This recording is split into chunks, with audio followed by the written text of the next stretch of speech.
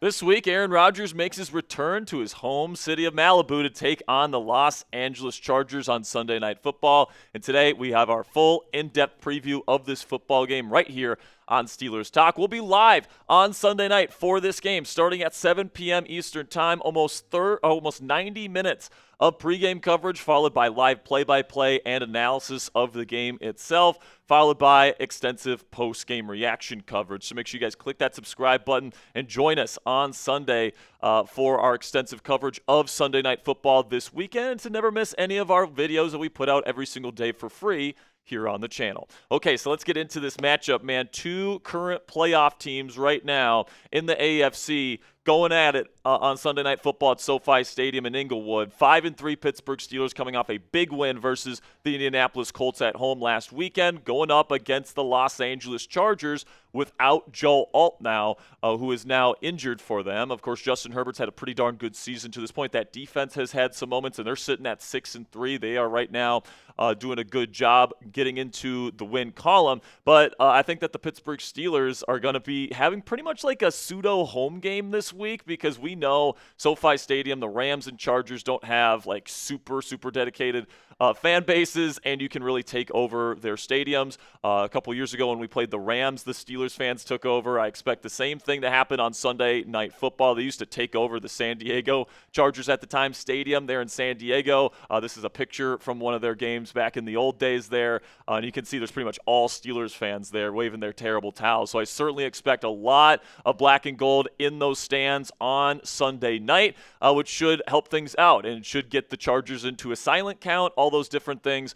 I'm certainly excited to see Steelers Nation show out in LA on Sunday. Now let's shift our focus here to the Chargers and what they've done so far this season. They are currently sitting at 6-3 and are second place in the AFC West. They started out, though, with 3 straight wins, and since then they have been 3-3, a 500 ball club. But, man, you look at their wins. They beat the Titans last week by 7 points. They only beat the Miami Dolphins by 2 points, right? I think that they were a pretty darn good team to start the season. Then injuries started to happen, and now they're still pretty darn injured, especially on their offensive line. But at that 6-3 record, they currently hold a wild card spot in the AFC. Of course, the Pittsburgh Steelers hold the number 4 seed in the AFC playoff picture right now with a 5-3 record at the top of the AFC North.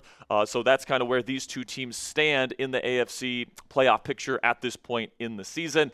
But the big news of the week was that Joe Alt injured his ankle yet again last week versus the Titans, and he's going to be out, I believe, for the entire season now. And this team's been a disaster without him out on the field, because they already lost Rashawn Slater, their usual starting left tackle, to a season-ending injury, and now they lose Alt for the season. And in the 5 games where Joe Alt has either left the game with an injury or hasn't played this year, the results haven't been great. I mean, they lost to the Giants and Commanders, 2 bad football teams. They got boat raced by Indianapolis on their home turf. By the way, the team the Steelers just beat pretty handily at home last week. And then their 2 wins in these scenarios came against bad football teams and just by 1 score. So, this is certainly a Charger team that has really struggled when Joe Alt's been out of the lineup. So if you're looking for a reason for the Pittsburgh Steelers to really be the favorites in this ball game, that would probably be the biggest reason. In terms of the injuries, not only is Joe Alt out this week for the Chargers, but Rashawn Slater is out for the season with a knee injury. Omarion Hampton is still on IR with an ankle. Najee Harris, a former Steeler here, is out with an Achilles tear. Deshaun Hand, one of their starting defensive tackles, is out with a groin, and Junior Colson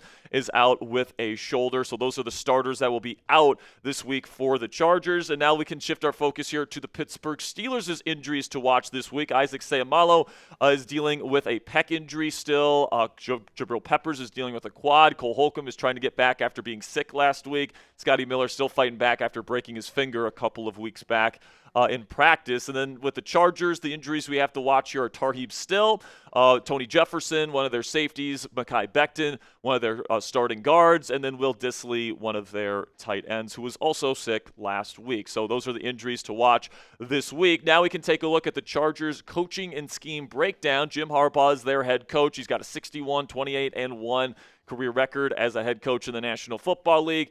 His offensive coordinator, Greg Roman, has kind of switched up his style of offense this year. Usually he's really known for lots of heavy personnel, really ground and pound football team. But the Chargers have been one of the more pass-heavy teams in the National Football League, and they've been that way not just because of the injuries to the running back room, but really they started out that way. I mean, Justin Herbert was slinging that thing all the way back to week 1 when they played the Kansas City Chiefs in Brazil. Then Jesse Minter is their defensive coordinator, one of the hot-button kind of defensive coordinators, defensive minds that could be getting a head coaching job here soon in the National Football League. He runs a McDonald, 4-3 under system here, but they base out a nickel, which is a 4-2 front. Then you guys take a look here at their offensive ranks here for this season so far, and they're actually below average in points per game right now, 17th in the league, but they are 5th in yards per game. But then they jump back outside the top 10 in terms of yards per play efficiency, and there's honestly not a ton on this kind of chart that really shows that this is a top-end offense in the league. Now, they are very good on third down. Justin Herbert is really good at being able to convert on third downs no matter what the distance is, right? He's one of these guys that can just make magic happen on third and long and third and very long, so that's why they're first in that category. But in most of these categories, they're outside the top 10, which just shows you kind of the struggles that the Chargers have had on offense this year, especially when Joe Alt has been out of the lineup. So let's take a look here at their offensive personnel. They just traded for Trevor Penning. I'm guessing he will start at left tackle for them. Justin Herbert, of course, is their starting quarterback. Zion Johnson, highly drafted guard, is their left guard. Then you got Bradley Bozeman at center. I'm guessing Jamari Salyer will move inside to right guard, especially if Mekhi Becton can't play in this game. And then Trey Pipkins will play right tackle, I'm guessing, on Sunday night. Then Ladd McConkey is their number 1 receiver. Excellent slot guy out of Georgia that they drafted last year. Keenan Allen is the elder statesman in this wide receiver room. He's had a hell of a season. Quentin Johnston has had some nice games and moments this year.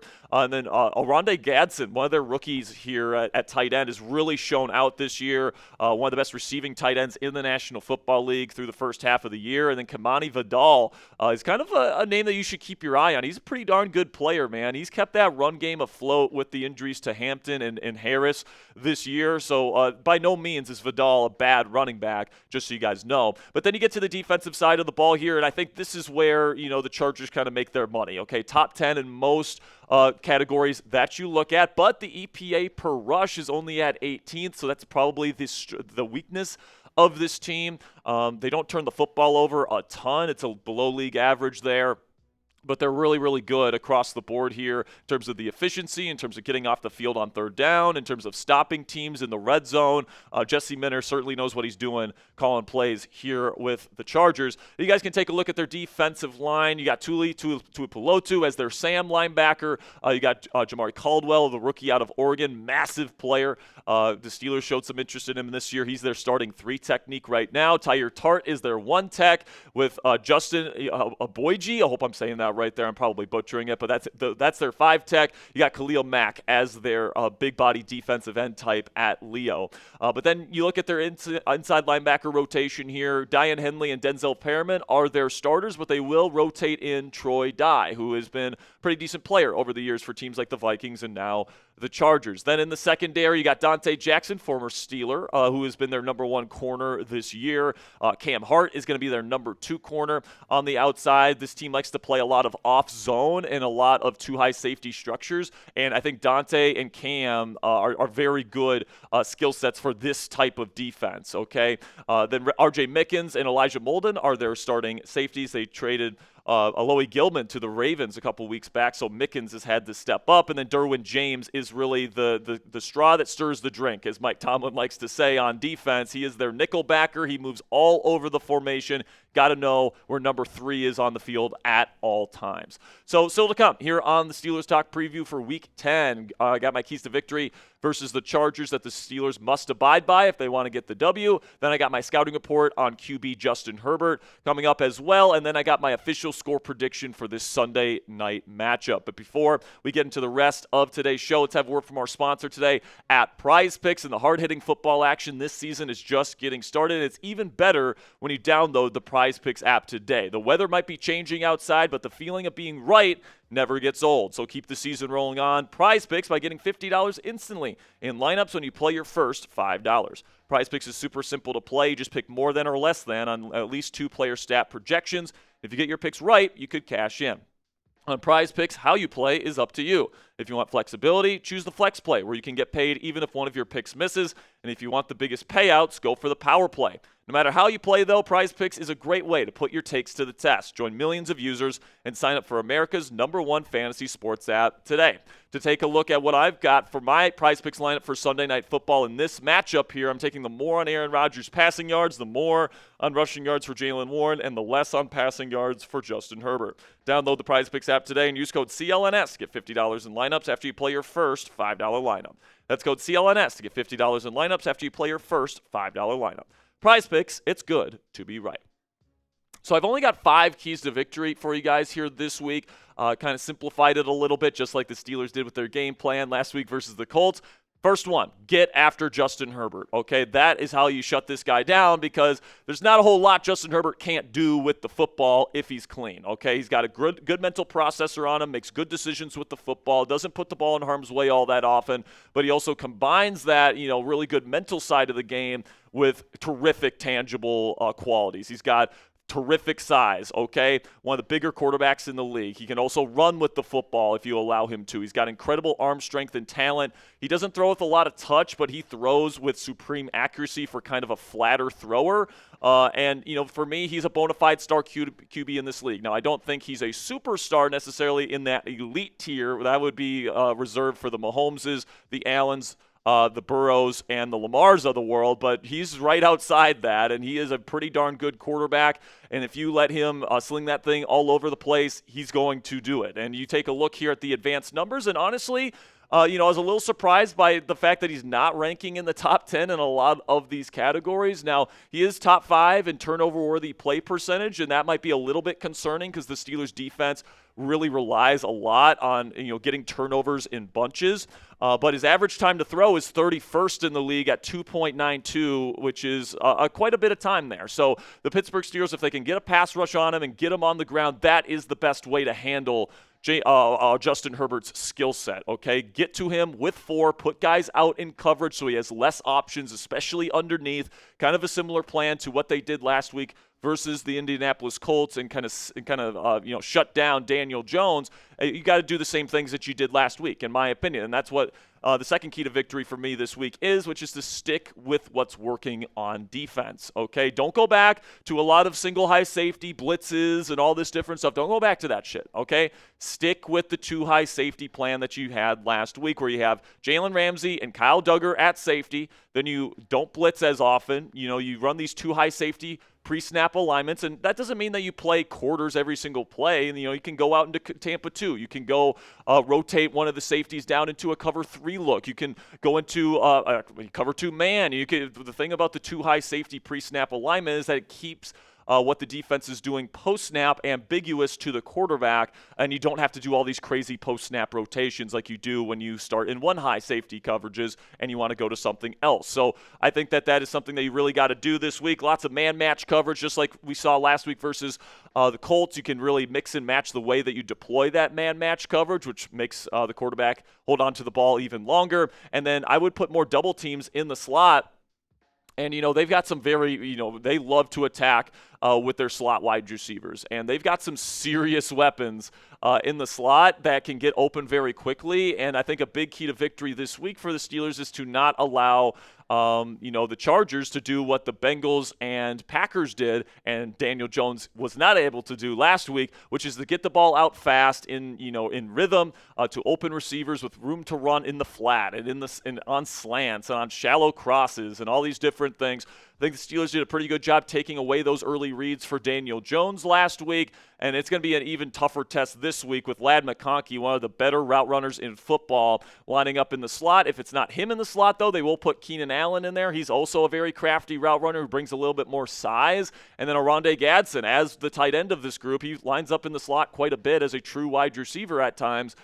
So you're going to have your hands full here with some different types of skill sets and different body types, and the Steelers need to have a game plan to be able to stop these guys. Last week, the way they did that was they ran double coverage on the slot receiver more than once, which was Josh Downs, and Downs did get a first down on one of those plays. Brandon Echols was out of position, but I think that you got to keep running that kind of stuff to limit some of these slot weapons from getting the ball quickly and allow the Steelers pass rush to go to work. And then on offense, I would say pound the freaking rock. Get the ball to Jaylen Warren, Kenny Gainwell, even a little bit of Caleb Johnson like we saw last week.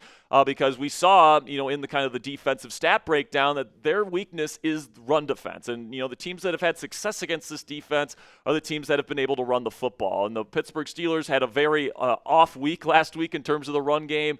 But over the last, month plus since the Vikings game, and they've started implementing these jumbo personnel packages, they've been a top 5 run game in the National Football League. And, I think that that's the way that the Steelers need to go about this week is get the ball to Jaylen Warren, put those jumbo personnel packages out there and move that line of scrimmage. And if Jesse Minter wants to play nickel and he wants to play wants to play 2 high safety coverages all day long, I want to make him pay for that, right? So, and then if he goes into 1 high, you can also, go play action and you can go deep shot to Marquez Valdes-Scantling. Maybe he'll get a helmet this week, or, DK Metcalf or Calvin Austin III. You got a lot of speed in that wide receiver room as well.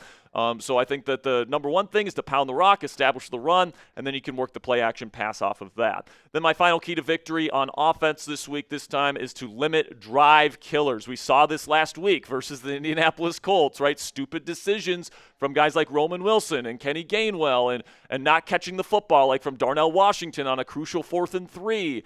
Or DK Metcalf with a couple of balls that he should have brought in. There was just a lot of just simple mistakes. Jonnu Smith had a big drop. The Steelers offense certainly didn't do exactly what they could have done, especially with the 6 turnovers that the defense and special teams handed the offense last week.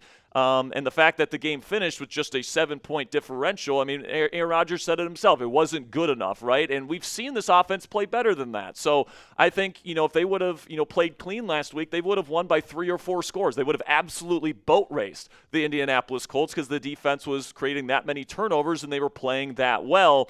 And this week, guys like Roman Wilson, Darnell Washington, Jonnu Smith, Kenny Gainwell, if they can clean up the mistakes that they had last week, DK Metcalf, I think that this offense is going to be able to do a lot of good things versus this Chargers defense and still put up a pretty good amount of points. Now, you guys can take a look at the trends throughout this season to this point and what they predict for this matchup. It's within the margin of error, which is 3 points, but when you cross-reference here, the points per game numbers for the Chargers offense and Steelers offense versus the Steelers defense and Chargers defense respectively, you get a 24-23 Chargers win, but you also have to account for the fact that the Steelers defense number is back when they were playing their garbage, game plans and all that different stuff. It's a completely different defense, in my opinion, now with Kyle Duggar and Jalen Ramsey at safety. So for me, guys, I'm going to go with a multiple score victory on the road, which is kind of like a home game. I'm going to go 27-17. Steelers win this football game. I don't think it'll be a perfect offensive performance because it is a tough defense you're going up against here, but 27 points, more than enough, and I think the defense once again will eat. Yeah, Justin Herbert, I expect him to, get his plays and to make his plays because he always does, but, holding this team to under 20 points I think will be a big accomplishment for this defense, and it will really send a message out to the rest of the National Football League that this Pittsburgh Steelers team is not messing around and that they mean business. So it's your turn. Let me know down there in the comments section. Predict the score of Steelers versus Chargers here for Sunday Night Football. I got 27-17 Steelers. Let me know what you guys think down there in the comment section. That'll be it for today's edition of Steelers Talk by Chat Sports and this week's preview. We have previews like this for every single Steelers game, so if you guys want that in-depth look inside every single matchup every single week, make sure you guys click that subscribe button, and we'll be live for this game on Sunday night starting at 7 p.m. Eastern Time for over an hour of pregame coverage, live play-by-play and analysis, followed by extensive postgame coverage. So for the full game day experience as a Steelers fan, that's where you guys can find it right here on Steelers Talk. So till next time, guys, here we go, Steelers.